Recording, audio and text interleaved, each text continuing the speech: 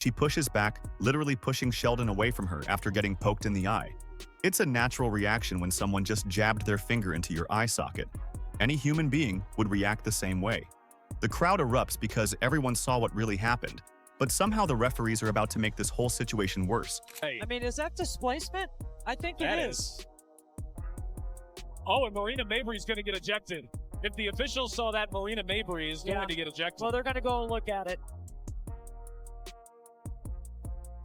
Look at Mabry. She's got a scar on one side, a scratch on one side of her face, a scratch on the other side. It's not from the game today. I asked her about it. She's always in the mix. There's a lot of contact here.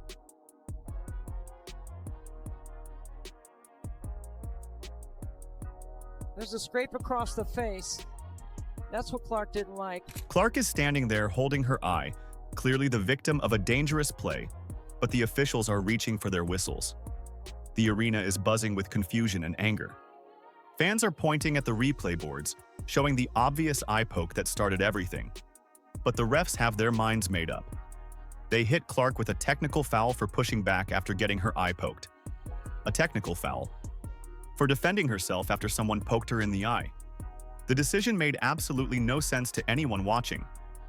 Clark just scored 32 points in her first game back from injury, and now she's getting penalized for reacting to getting eye poked by the same player who hurt her teammates. The technical foul call sends the wrong message to everyone watching. It tells players that they can go after Clark with dangerous plays, and if she reacts, she'll be the one getting punished. But this eye poke was just the beginning. Marina Mabry was watching all of this unfold, and she was about to take things to a whole different level. Take another look as we try to figure out what exactly went down. So you see her get hit in the face. JC Sheldon doesn't like that, and everybody on the team doesn't like it. Marina, trying to have her teammates back, pushes her down. You see a little bit of drama all the way around. Tina, Charles, Clark, and Mabry, they received technical fouls. Sheldon received a flagrant 1 foul. Right after Clark gets that bogus technical foul, Marina Mabry decides to take matters into her own hands in the worst way possible. Clark is still dealing with her eye injury when Mabry comes over and does something that shocked everyone in the arena. That's what Clark didn't like. And then Mabry came in with a bump. And Mabry's day is almost assuredly going to be done. But both teams. This wasn't basketball contact. This was straight up assault. Mabry body checked Clark like this is hockey instead of basketball, sending her tumbling backward onto the court. The hit was so obvious and so unnecessary that even casual fans could see what just happened. Clark hits the floor hard, and you can see the shock on her face as she realizes another Connecticut Sun player just took a cheap shot at her. And then Marina Mabry comes out of nowhere and chucks her to the floor. Now let's watch this in slow motion. Here, JC Sheldon is guarding Caitlin, swipes her in the face. There's one. Going for the ball, swipes her in the eyeball. Caitlin's gonna have to start wearing goggles. And then Caitlin pushes her off of her, like, why are you still in my face? Marina Mabry, bat out of hell, chucks Caitlin Clark to the ground. The entire Fever bench jumps up because they just watched their star player get assaulted right in front of the referees. Players are pointing at Mabry, shouting at the officials, trying to get someone in stripes to actually do their job. The crowd is going absolutely crazy because they can't believe what they're seeing unfold on their home court. Coach Stephanie White is losing her mind on the sideline, screaming at the officials who are somehow still not seeing what's happening right in front of them.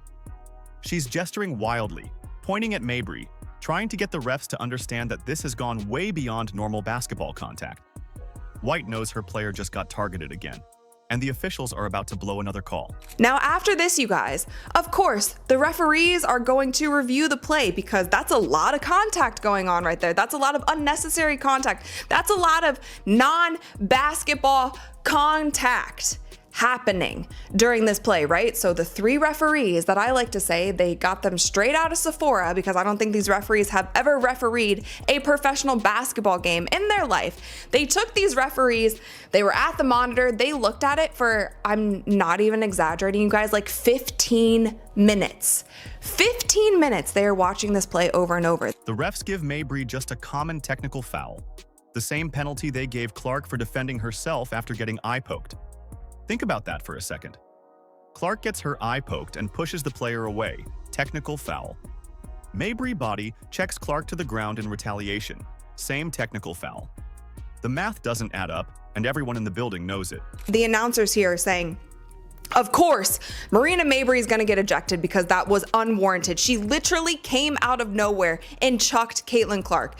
There should be a flagrant one, of course, on JC Sheldon because she swiped her and hit her in the eyeball. Whether it is intentional or not, you can still have a flagrant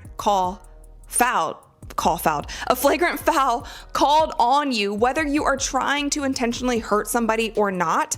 But this is what they called, you guys. This is what they called. Caitlin Clark, Marina Mabry, Tina Charles were assessed with technical fouls on Tuesday. Caitlin, Marina, and Tina Charles. Technical fouls. That's it. Technical fouls. That's it. And JC Sheldon was assessed with a flagrant 1 foul, and no players were ejected. White goes off in the post-game press conference. When the officials don't get control of the ball game, when they allow that stuff to happen, and it's been happening all season long, this is what happens, right?